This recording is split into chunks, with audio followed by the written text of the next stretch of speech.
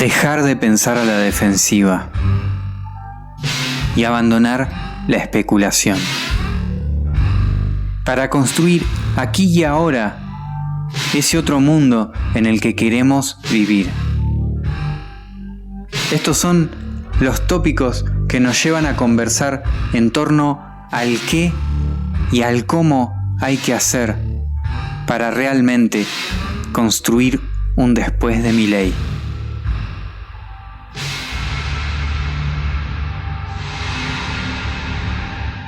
Seguimos en Después de la Deriva, pero inaugurando en este caso el segmento denominado Después de Milei, esta parte del programa que hacemos aquí en Revuelto Radio y que tiene que ver con intentar pensar, en principio, cómo llegamos a Milei y también cómo podemos proyectar un después de Milei que, como hemos repetido hasta el cansancio, no tiene que ver con una fórmula electoral y un frente no sé qué que lo quite del gobierno Milei, sino con realmente inaugurar una alternativa política diferente que nos permita no solo liberarnos de presidentes horribles, como en este caso, y otros también, sino instaurar una cuestión política que nos encuentre, que nos permita salir del capitalismo, emanciparnos y tener un futuro por delante.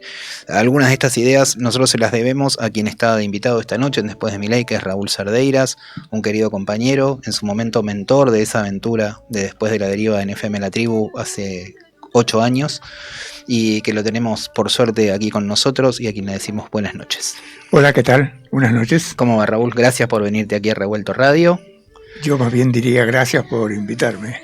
Estamos acá con Guille Folguera, está Paul Lois también con nosotros. Saludamos al resto del equipo en ausencia: Ana Carolina Strongoli, Tomás Batista, Natalia Concina. Y Raúl, nosotros en este espacio intentamos problematizar estas cuestiones, de ver cómo, si hay un después de Milei. En general los compañeros y las compañeras que vienen aquí se muestran, obviamente nadie tiene las fórmulas, por eso estamos como estamos, pero se muestran con algún grado de optimismo. Raúl no es de ese club, exactamente, y está proponiendo hablar a partir de una palabra inventada. Raúl es muy apegado a las invenciones en general, y en este caso propone un término que es el ausentido, que es la pérdida del sentido, por el cual en un mismo movimiento, él dice, se destruye el pensamiento y se afianza esta idea hegemónica del capital. ¿Querés arrancar por ahí, Raúl? Sí, sería un buen comienzo.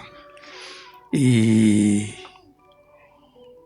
la idea es que vivimos una etapa de la humanidad en donde la humanidad no ha podido construir un mundo.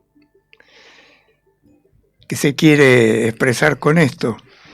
Es que siempre la humanidad vive dentro de un contexto general en donde explica y toman sentido las actitudes, los deseos y las aspiraciones de una época de la vida social, que hace que todos, de alguna manera, directa o indirectamente, se sientan partes de ese mundo, porque es ese mundo el que los ha constituido a ellos, sin que se sepa generalmente cómo es ese mecanismo que ha constituido a ese mundo en particular.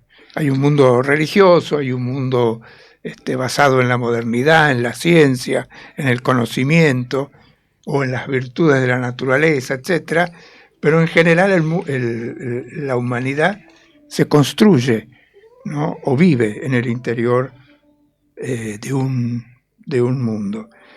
Ahora, parece ser, y este es el punto de arranque de esto, que después de la última concepción en donde vivíamos un mundo que fue el mundo del siglo pasado, caída, ¿no?, los principales referentes que operaban en ese mundo, que era una disputa política entre dos sistemas que supuestamente convergían en una lucha para ver quién iba a suplantar al otro, etcétera, sin entrar mucho en detalles. Bueno, lo cierto es que la humanidad hoy se encuentra desorientada porque no tiene un mundo Es decir, no le puede dar sentido a sus actividades, a sus proyectos, a sus vidas personales o sociales, escribiéndolas, sabiéndolo o no, directa o indirectamente, como sintiéndose parte de un mundo, en donde hay como una especie de guiño, en donde, bueno, cada cual hará su camino, pero este es el mundo que estamos viviendo todos. Hoy cuando uno se pregunta, ¿y cuál es el mundo que hoy estamos viviendo todos?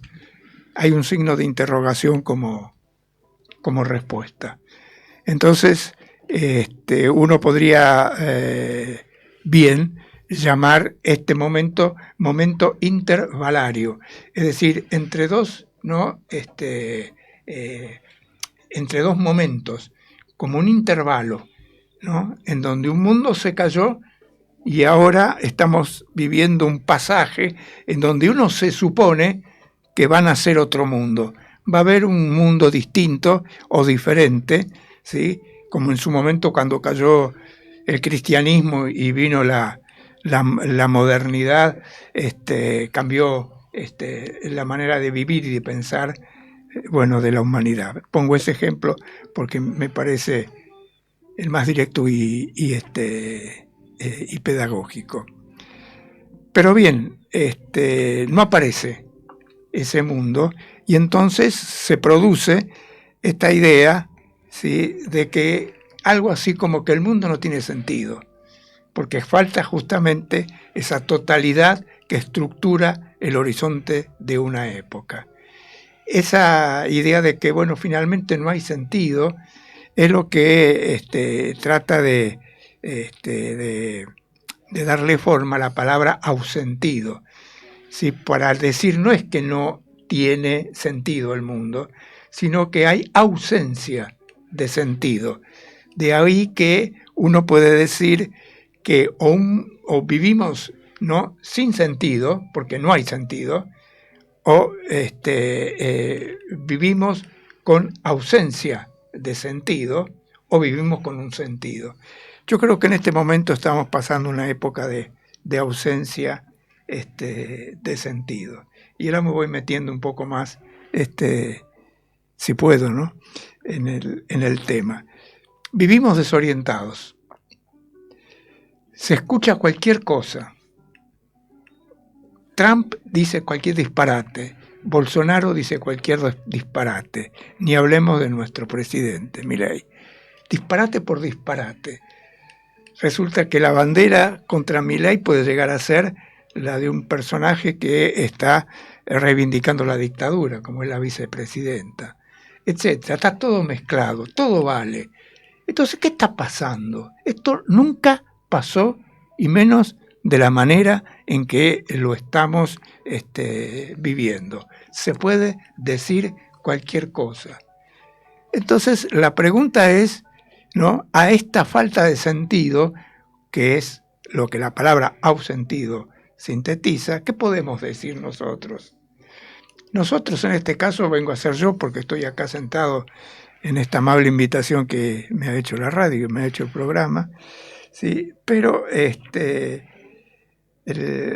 conflicto es si no hay sentido. Si yo admito que no hay sentido, ¿en dónde voy a basar mi discurso para hablar de esta falta de sentido?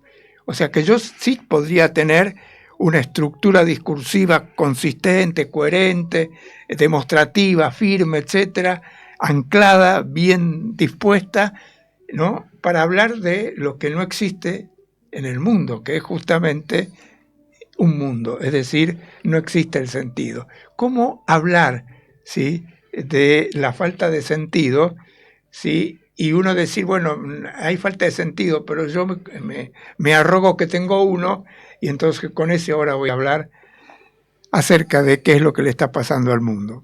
Bueno, si es un poco confuso, es justamente por eso, porque estamos en esa situación. En esa deriva. En esta deriva, exactamente. Bueno, y cuando nosotros pusimos después de la deriva, de alguna manera el horizonte era ese, porque la deriva ya venía, digamos, derivando.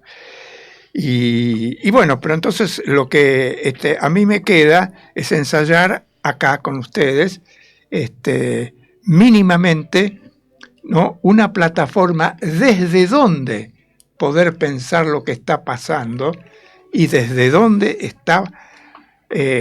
podemos pensar lo que está pasando. No quiere decir, ¿no?, que uno ya tiene la solución, comillas, ¿no?, los medios para proponer, ¿no?, la idea de un nuevo mundo o una cosa así. Entonces ahora sí, me meto recién en el tema. Yo tengo una pregunta para hacerte antes de entrar a la fase propositiva, porque quiero terminar de entender esta falta de sentido, Raúl. De alguna manera no es lo que justamente busca el capitalismo a través de la mercantilización, la burocratización, el constante espectáculo, la falta de tiempo y de pausa. Digo, ¿no es un producto buscado por la lógica del capital y en ese sentido una victoria del capital? Hay una contestación a tu pregunta y justamente formaba parte del arsenal de cosas que yo quería decir, lo cual me pone más que contento. Lo único que te pido es un poquito de paciencia. No, cuando llegue comillas, el ítem en la que podría meter una posible respuesta. Pero esa plataforma de las que yo hablaba recién permiten hacer la siguiente afirmación.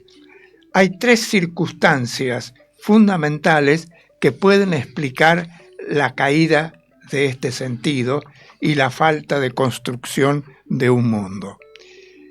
Uno es el capitalismo.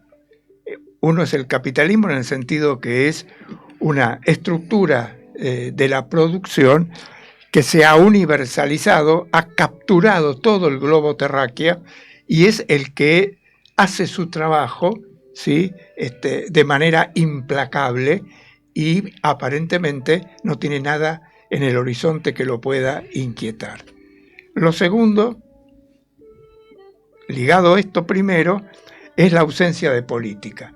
Es decir, vivimos desde por lo menos, ¿sí?, el siglo pasado, cuando el proyecto político del comunismo terminó en un desastre, y encima en un desastre que no fue analizado, en el sentido que no se hizo el balance de ese desastre, y por lo tanto el mundo, para mi gusto, se quedó sin política. Y tercero, algo que se viene trabajando y machacando desde hace unos 30 o 40 años, que es la posmodernidad. La posmodernidad entendida, ¿sí?, como la caída de los grandes relatos, la caída de las grandes figuras del todo, de la universalidad, del universalismo, de que no hay verdades, de que todo depende de la posición subjetiva de cada uno y que por lo tanto el pensamiento ha muerto, y lo que representa en la historia de la humanidad al pensamiento es la filosofía, y por lo tanto son los encargados de decretar la muerte de la filosofía y el fin de la historia. Esa es la posmodernidad. Entonces, el capitalismo universalizado, la falta de política y la muerte del pensamiento. Esas son las 3 bases fundamentales en las que trato de apoyarme para abrir este problema. Ahora quiero leerles algo que dice lo siguiente. Donde quiera que ha conquistado el poder, la burguesía ha destruido las relaciones feudales, patriarcales, idílicas. Las abigarradas ligaduras feudales que traban al hombre a sus superiores naturales, las ha desgarrado sin piedad para no dejar subsistir otro vínculo entre los hombres que el frío interés, el cruel pago al contado. Ha ahogado el sagrado éxtasis del fervor religioso el entusiasmo caballeresco y el sentimentalismo del pequeño burgués en las aguas heladas del cálculo egoísta.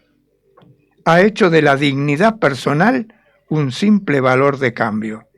Ha sustituido las numerosas libertades escrituradas y adquiridas por la única y desalmada libertad de comercio. En una palabra, en lugar de la explotación velada por ilusiones religiosas y políticas, ha establecido una explotación abierta, descarada, directa y brutal. La burguesía ha despojado de su aureola a todas las profesiones que hasta entonces se tenían por venerables y dignas de piadoso respeto. Al médico, al jurisconsulto, al sacerdote, al poeta, al hombre de ciencia, los ha convertido en sus servidores asalariados. La burguesía no puede existir sino a condición de revolucionar incesantemente los instrumentos de producción y por consiguiente las relaciones de producción y con ello todas las relaciones sociales. Y termino con una frase ya histórica que dice: todas las relaciones estancadas y enmohecidas con su cortejo de creencias y de ideas veneradas durante siglos quedan rotas. Las nuevas se hacen añejas antes de llegar a osificarse. Todo lo estamental y estancado se esfuma, todo lo sagrado es profanado. Bueno, yo supongo que se sabrá de dónde viene esto. De un manifiesto. De un manifiesto. Esto fue escrito hace 170 años por el gran fundador de la última gran política que atravesó la historia de la humanidad, que es la política sostenida en la idea de igualdad y en la idea del comunismo. Por lo tanto, lo que yo leí sí, es parte del manifiesto comunista de 1848, redactado por Carlos Marx y Federico Engels. Entonces, acá viene un poquito a entrar en relación lo que estoy diciendo con la pregunta que me hiciste, ¿no? Porque cuando uno analiza esta descomposición del mundo, tiene dos maneras de posicionarse para hablar lo que está pasando en este momento. Una, es decir, lo que antes existía, ahora veo que este mundo, ¿no?, está como violentando todos los principios que antes nosotros dábamos como ciertos, dábamos como de alguna manera aceptados, directa o indirectamente, y por lo tanto yo puedo decir que compruebo la inestabilidad de este mundo porque están rompiendo la estabilidad que existía en tiempos pasados. Eso significa que uno ve la pérdida de sentido, uno ve la descomposición que estamos viviendo, la ve a partir de que lo que existía antes se está derritiendo, ¿no? Entonces es, digamos, desde el horizonte en el cual vivíamos, desde ahí, como veo que ese horizonte ya no está funcionando, desde ahí yo analizo lo que está en este momento pasando. Pero hay otra manera de pensar, ¿sí?, y de plantear la cuestión de esta descomposición del mundo.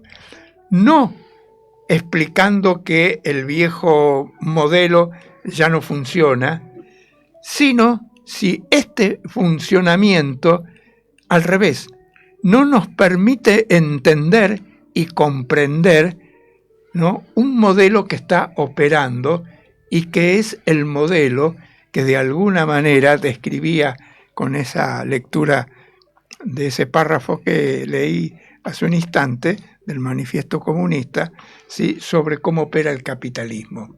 Es decir, en vez de pensar la inestabilidad actual como descomposición del orden que existía hace 40 años, pongámoslo así, hagamos al revés. Aprendamos este desorden como forma que nos habilita a pensar, ¿no?, en un orden que está operando, que es el orden que justamente, ¿sí?, opera de la manera en que yo lo describía en la lectura precedente. Es decir, aquí es que yo voy del desorden a un orden. Entonces, este desorden no es tan fácil y directamente aprendido, ¿sí?, porque está destruyendo un orden, sino que es al revés el movimiento. Este desorden que estamos viviendo es el que me permite entender cómo funciona un orden que no lo podríamos entender ni ver si no es a partir de este desorden, que para nosotros este desorden dejaría de ser un desorden y pasaría a ser la manera en que el capitalismo encuentra su manera de poder existir, poder vivir y poder realizarse, ¿no? Estamos compartiendo con Raúl Cerdeiras, que nos visita aquí en el segmento Después de Milei, Después de la Deriva. Vamos a ir a escuchar un poquito de música, pero voy a dejar flotando una inquietud, porque digo, así como Marx y Engels pudieron describir esa situación y a lo mejor entregaron una herramienta política para enfrentarla, la pregunta sería, y lo dejamos para después de la música, si hoy nos está faltando esa herramienta, o vos ves algunos bosquejos que permiten lugares donde aferrarnos y donde construir ese gran, voy a usar una palabra que dijo la semana pasada el compañero boliviano Oscar Olivera, que estuvo aquí en comunicación con nosotros, y él hablaba de tejer ese aguayo multicolor que nos encuentre y nos permita un poco salir de este problema. Pero vamos a ir a escuchar una canción cuando Ulises lo disponga, y vamos a seguir charlando aquí con Raúl Cerdeiras en Después de la Deriva, en Después de Milei. No hay nadie ahí, pero qué momento. Ya vienen los muchachos a poner un poco de música. Es una canción que no tiene que ver claramente con estar hablando de lo que está diciendo Raúl, pero la canción se llama Palabras sin importancia. es un hermoso tango con letra de Homero Mansi y música del Tata Cedrón. Por ahí se parte el desorden, ¿no?, que hablaba antes Raúl. Es posible. Sí. Y lo va a interpretar un cuarteto hermoso que se llama La Runfla. Lo vamos a escuchar aquí.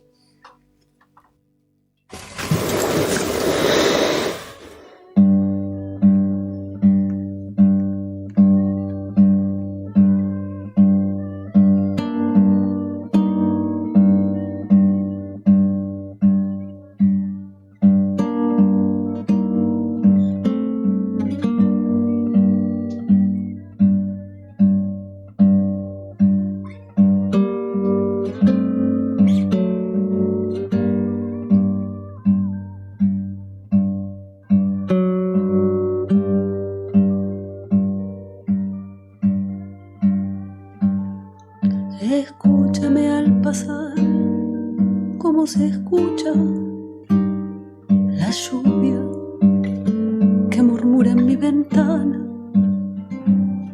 pensando en algo que olvidé hace mucho, entre las cosas de la vida vana.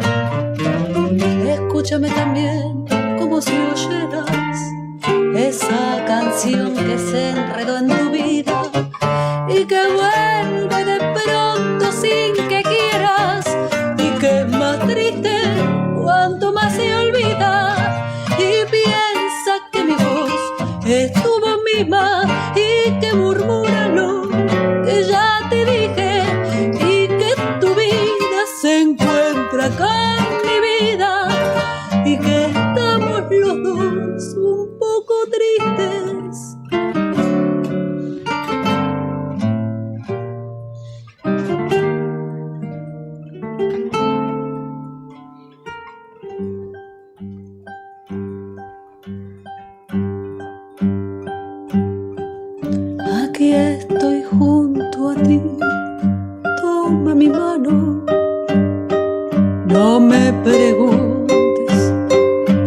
para qué he venido. Piensa que soy tu amigo más lejano y que esta noche vuelvo del olvido. Escúchame pensando que estoy lejos, nada cerca mejor que la distancia.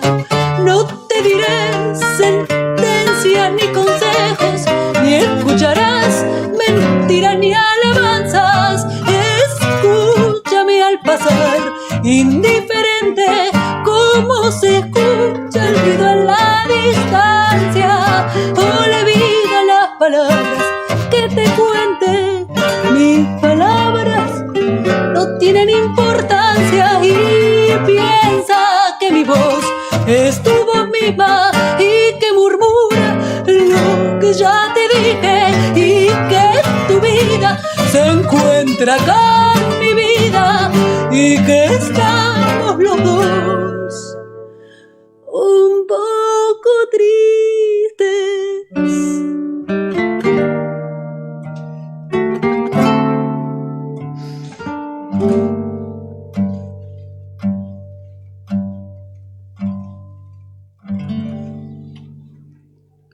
Palabras sin importancia, en la bella poesía de Homero Manzi y la música del Tata Cedrón, a cargo del cuarteto La Runfla. Seguimos charlando aquí con Raúl Cerdeiras, que nos visita hoy. Raúl Cerdeiras, fundador del Grupo Acontecimiento, director de la revista con el mismo nombre, y alguien que en la Argentina ha introducido ni más ni menos que el pensamiento filosófico y político de Alain Badiou. Quedaba pendiente esa especie de provocación que dijimos antes de la música, pensando en esta descripción que, como decíamos, hacían Marx y Engels de la situación en la que el manifiesto se gesta y aparece como una posible respuesta, y la situación de hoy, si vos ves esa necesidad de otra vez instaurar ese tipo de documento o documento de lo que sea para oponerse a esto, y si ves alguna señal positiva en ese horizonte. Desde el punto de vista de una experiencia política nueva, yo en este momento no veo nada en el horizonte hasta donde llegan mis conocimientos y mi información. Esa era la segunda de las afirmaciones que hacía, que era que no hay política. La humanidad está viviendo sin política porque el balance de la experiencia comunista la hizo la derecha. Y el balance que hizo la derecha de la experiencia comunista es que fue una dictadura totalitaria y que por lo tanto la forma de combatir a ese totalitarismo sanguinario que fue el comunismo es la democracia, que permite la libertad, ¿sí?, la representación y la diversidad de opiniones, y tiene a raya a los que quieren imponer un pensamiento único y volver nuevamente a una versión totalitaria de la política. Entonces, lo que hoy quedó como política es lo que nosotros vemos todos los días, que es la democracia. Es un lugar donde lo usa cualquiera, se dice cualquier cosa en su interior, pero figura como el lugar en donde se va a discutir si la política, si es democrático o no es democrático. Esa es la discusión política de hoy. La discusión política es si lo que hace Milei es totalitario o democrático, si lo que hace la vicepresidenta es una totalitaria o es una democrática, si son democráticos o totalitarios. No hay una sola idea nueva. Una sola idea nueva. Todo lo que se hace en política hoy en día es estar en contra de lo que existe, pero no aporta ninguna idea nueva que abra un espacio de reflexión mínima, ¿sí?, acerca de cómo puede orientarse, ¿sí?, la invención de una nueva política. Porque eso es lo que creo que es el lugar en donde debe plantearse el lugar de la política. ¿Sí? La política tiene que dejar de lado la idea de la representación, ¿sí?, como que la política sería lo que en un determinado momento viene a alzarse, ¿sí?, representando algo que ya estaba dado, ¿sí?, en el orden de lo social. La política como representación es uno, para mí, de los pecados finales, quizá, de la ideología del comunismo, que también se alzó como una política que representaba al proletariado. Es decir, estaba el proletariado que tenía energías revolucionarias y estaban los comunistas que eran los más fieles representantes del proletariado, y por lo tanto esa alianza tenía que terminar fusionándose en un partido. Es decir, el comunismo, si no hace el balance de su mecanismo y de su estructura política y no se da cuenta que operó con la idea de representación, con la idea de partido y con la idea de Estado, que son la trilogía sobre la que se basa el pensamiento democrático, porque el pensamiento democrático parte también de la idea de que la política es representación y que esa representación se tiene que llevar al lugar en donde está el poder, y el lugar en donde está el poder es el Estado. Luego hay que conquistar el Estado como objetivo fundamental de la política para tener poder. Nunca el marxismo pudo, a su manera, además de criticar, eso sí, de que la democracia era débil y que no tenía otra alternativa que morirse en su propio lugar de nacimiento, etc. Sin embargo, cuando el comunismo, ¿no?, uno hace el análisis de 50 o 60 años de vigencia de esa política, ¿no?, uno ve que el Partido Comunista, ¿sí?, no dejó de construir un sujeto que el partido, considerar al Estado como el lugar del poder y entender que su función era la de representar lo que ya estaba en la dinámica del proceso histórico y social, que era la capacidad revolucionaria del obrero. Entonces, representar partido y Estado son tres articulaciones que hay que dejarlas de lado, porque yo entiendo que la política es esencialmente una invención. Así como en un determinado momento, ¿sí?, Marx y Engels inventan la idea del comunismo, inventan la posibilidad de que haya una política que se apoye en la igualdad, ¿sí? Yo creo que hoy en día tenemos que inventar también una nueva política. Y eso de inventar significa decir que la política es una creación, que no es una representación, no se extrae de la vida social, sino que es una idea que prende, se inscribe en la vida de los pueblos o no. Bueno, ese es el segundo, de alguna manera, ítem de lo que estábamos conversando, cuando decíamos que había tres focos desde donde esta charla se iba a instalar para hablar un poco de esta ausentido, de esta falta de sentido en el que estamos viviendo. El primero es el capitalismo, que ya hemos demostrado el carácter violento de destrozar todo vínculo social, de dejar todo desperdigado en función de una dinámica cuya lógica es el beneficio, es la ganancia. Eso es un punto que destroza todo vínculo y toda relación social. El segundo es un poquito lo que tiramos en este momento desde la pregunta que hizo Sergio, de si hay en el horizonte algo de política nueva. Creo que si la política es una invención, lo que a nosotros nos queda es la idea de igualdad o de una sociedad comunista, la idea, pero de ninguna manera la política. La política en la que se inscribe esa idea es una política que los que por lo menos nos interesamos en hacer un análisis, un balance y una crítica de la historia, ¿no?, de la forma política que asumió esa idea, vemos que no ha podido ofrecer una novedad realmente capaz de poder haber producido efectos diferentes del desastre que produjo, ¿no? Está el último coletazo, que es la avenida de Mao Zedong, ¿no?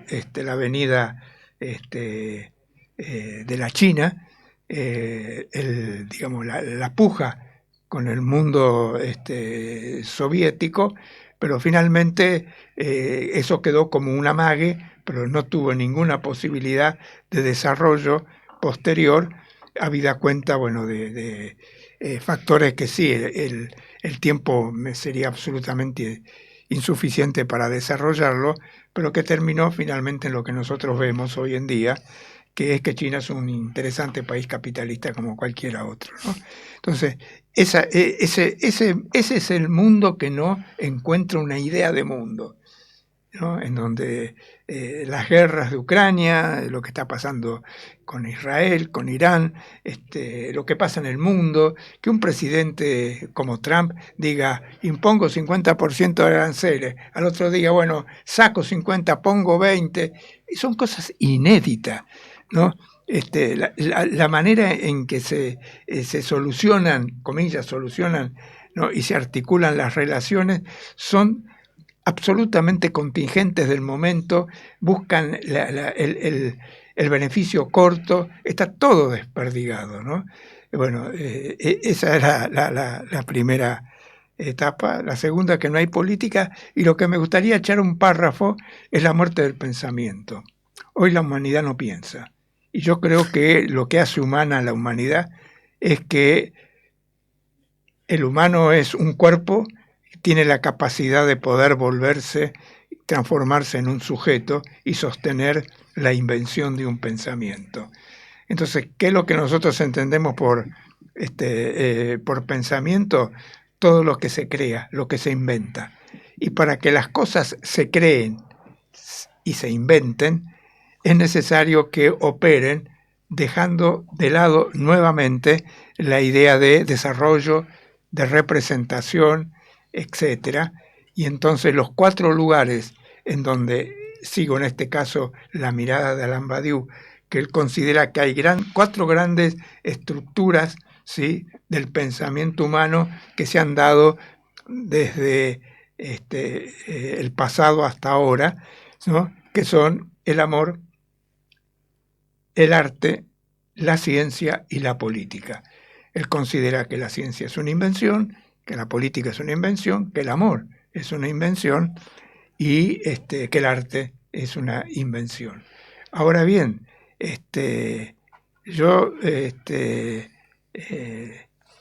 solamente si me da un poquito el tiempo y la buena voluntad de ustedes, quisiera echar un párrafo, ¿sí?, acerca de qué es, ¿sí?, lo que sucedió a principios del siglo pasado, ¿sí?, en estos 4 lugares en donde está asentada esta idea de las verdades. Recuerden, las verdades es una invención, es una creación.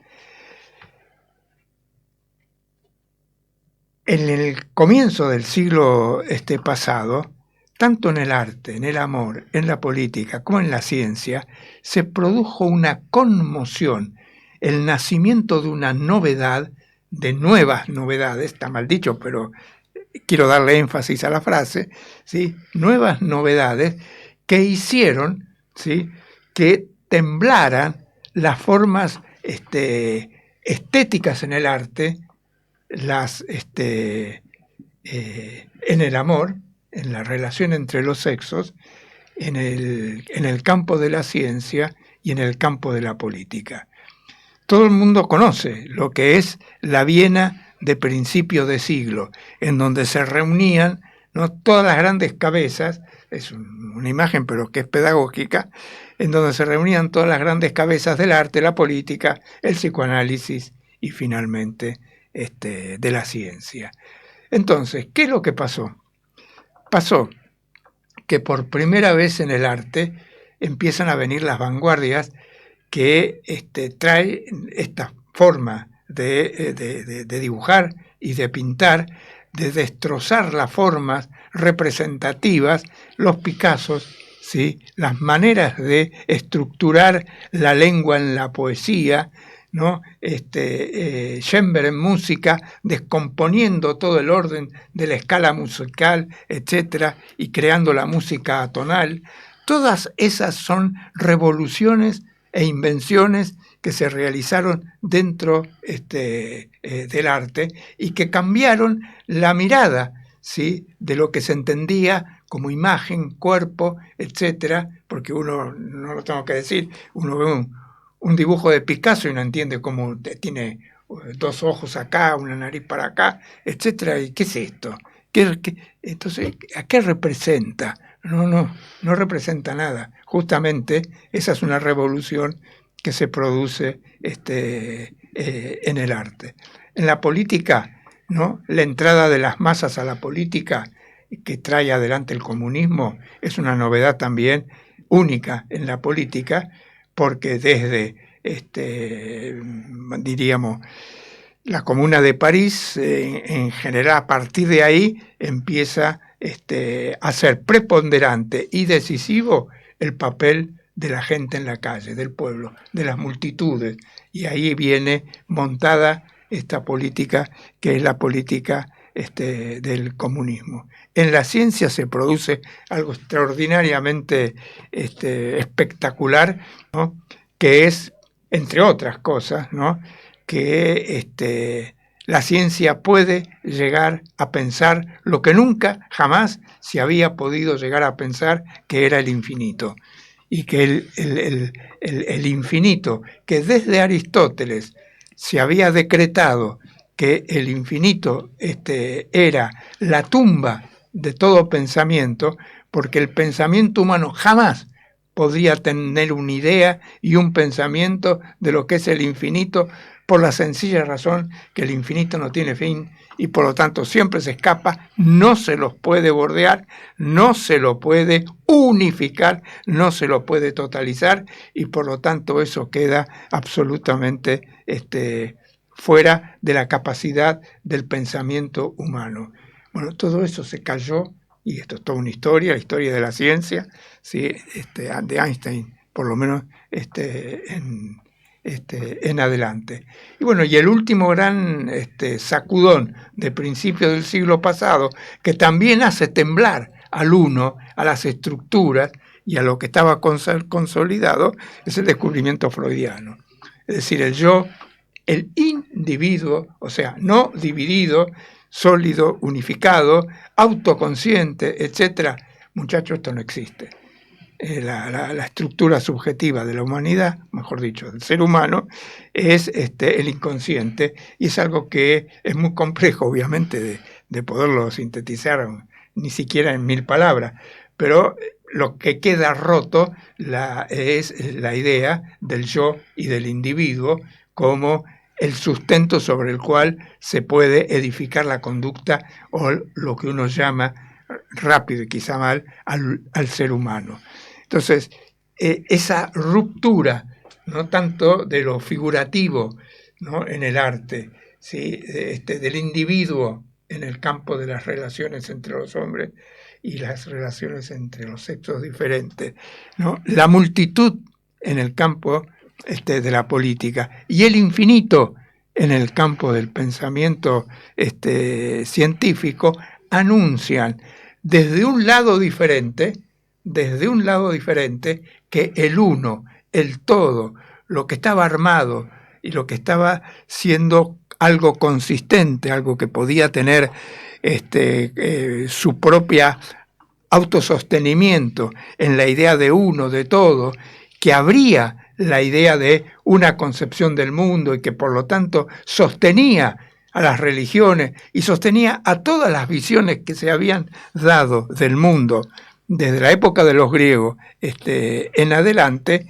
Estas 4 verdades lo pulverizan. Y aquí viene el problema entonces, ¿no? ¿Estuvo la filosofía, ¿sí?, a la altura de esa tarea y de construir un pensamiento que, en vez de basarse, ¿no?, en el viejo uno, en el viejo todo, que se veía que se descuartizaba por todos lados, pudiera proponer un pensamiento basado, ¿sí?, en la inconsistencia de las multiplicidades que habían sido siempre tapadas por la idea de lo uno.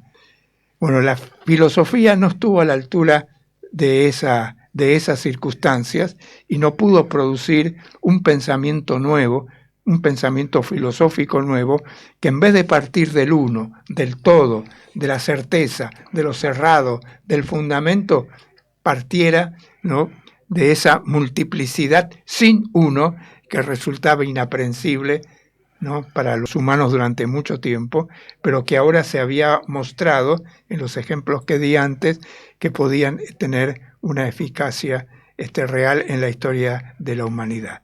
El que reaccionó fue la posmodernidad, porque la posmodernidad, cuando ve este descalabro, ¿sí?, lo que dice, ¿vieron? Se acabó los grandes relatos, no hay nada. Lo que hay ahora es la subjetividad que dice por aquí, por allá, no hay pensamiento, no hay verdad, no hay fundamento, no hay nada. ¿Por qué? Porque el uno, que era el que estructuraba, se había hecho pedazo por vía de estos ejemplos que yo a ustedes les estaba dando.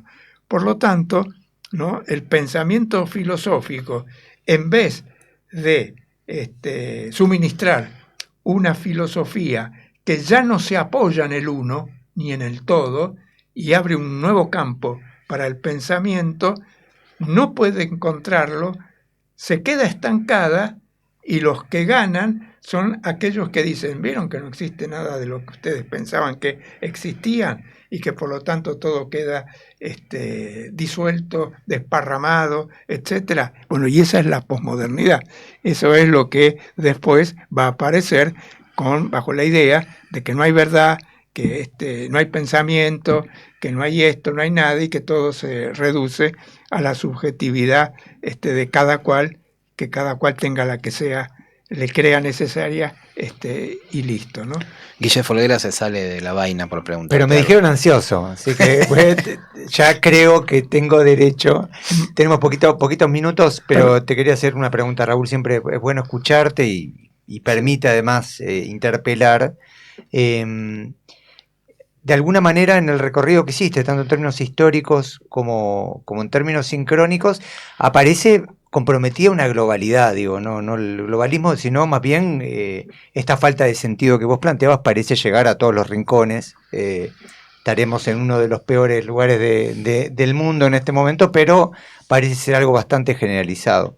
Y también fuiste muy crítico y muy claro respecto a que estas estructuras, como democracia o como partido, terminan obturando, por ponerle algún tipo de palabra, más que permitiendo verdaderas aperturas. Ahora, con esa idea, con esos dos elementos, ¿no se corre el riesgo de que ese sentido que esperemos que en algún momento logremos recuperar quede focalizado, quede en experiencias muy acotadas y con un carácter local, pero que no puedan transmitirse o no puedan generalizarse? Bueno, esa es toda la labor del pensador Alain Badiou, que desde más o menos la década del 70 ha propuesto el desarrollo de una teoría filosófica. Ha escrito 3 tomos que se llama El ser y el acontecimiento 1, El ser y el acontecimiento 2, El ser y el acontecimiento 3, en donde justamente el proyecto de él es el de construir un pensamiento que, en vez de estar basado en el uno y en el todo, como fue la historia de todo el pensamiento filosófico desde Aristóteles hasta nuestra época, siga basándose en las convulsiones y revoluciones que se produjeron en esos 4 núcleos de verdades que yo les había dicho, la matemática, el arte, el amor y la política, construir un pensamiento nuevo cuya base sea la multiplicidad y no el uno. Y para que eso funcione como pensamiento, para que la multiplicidad pase, ¿sí?, de ser la que fue siempre dominada y siempre derrotada en su lucha con el uno, porque ¿qué había de importante en una época?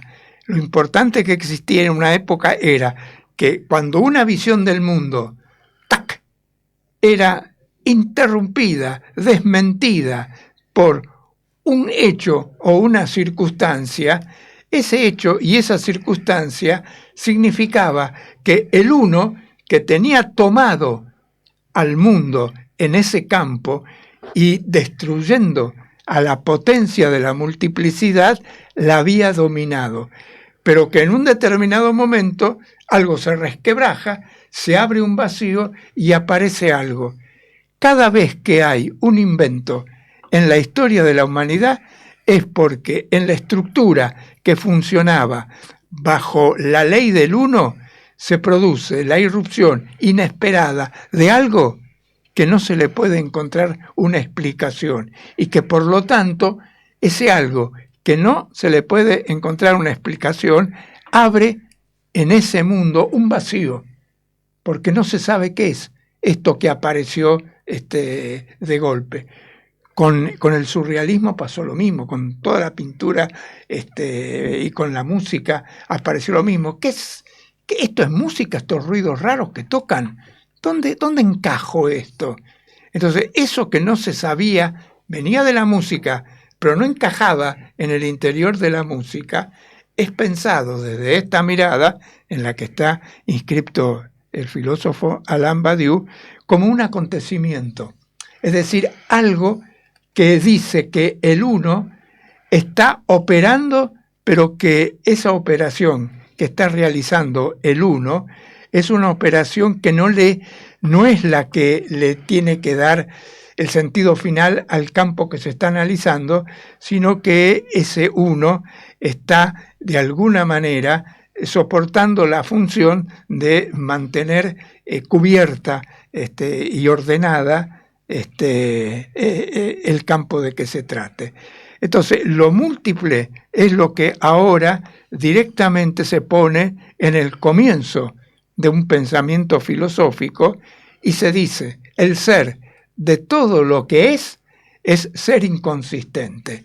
De golpe y porrazo hay la posibilidad de que estemos siendo, o no, parte del comienzo de una era del pensamiento en donde el punto de partida del pensamiento deja de ser la consistencia y pase a ser la inconsistencia. ¿Se puede fundar una nueva razón basada en la inconsistencia y no en la consistencia? Hasta ahora, la historia del pensamiento, hasta principios del siglo, como yo les comentaba recién, ¿sí?, ha sido la historia del pensamiento basado en la consistencia. Pero después de este movimiento, en el cual una de las cabezas filosóficas es Alain Badiou, se inicia un proceso de pensamiento en el cual, ¿sí?, lo que se va a poner como fundamento en lo que va a ser el ser de todo pensamiento posible es la inconsistencia. De esa forma vamos a poder iniciar, y voy redondeando y terminando, vamos a poder iniciar quizá una época del pensamiento en donde decir que el pensamiento es un pensamiento porque se apoya en la inconsistencia y no en la consistencia, entonces esa época es un poco la que anuncia la obra de este filósofo francés, y entonces uno podría decir que la apuesta pasa de alguna manera, ¿no?, a formar parte de un dispositivo de pensamiento, todavía obviamente por desarrollar y por consolidar, pero la apuesta va a ser finalmente en aquello en donde la humanidad pueda decir en qué consiste ser un humano. Ser un humano consiste en apostar que lo que está diciendo, pensando, haciendo y transformando no está sostenido sino en nada. Y que por lo tanto el pensamiento deja de tener ese último recurso a un todo, a un Dios, a un principio universal, etcétera, que es en última instancia el que le daba sentido y fundamentada todo lo que el hombre pensaba. Decir que el hombre puede inventar con la condición de que el invento no es el desarrollo de un fundamento o de una verdad inscripta ya desde siempre, sino que todo lo que se inventa es justamente hacer venir al mundo lo que nunca jamás hubiera venido si esa humanidad no hubiera trabajado en la dirección en que trabajó. Bueno, vamos a comprometernos siempre con esa apuesta que Raúl Sardeiras viene trabajando con esta entrega, con esta pasión que le agradecemos y que celebramos aquí en Después de la Deriva, en Después de Milei. Estamos llegando al final de este capítulo 371. Gracias a Ulises Violato, a Facu Martínez Gort, una noche difícil, pero feliz finalmente. Gracias, Raúl, por acercarte aquí a Revuelto Radio. Gracias por invitarme. Y bueno, Guille, nos estamos yendo despacito. Estamos yendo despacito hasta el próximo martes. Exactamente, y sigan en Revuelto Radio. Nos escuchamos en el caso de la deriva el martes próximo.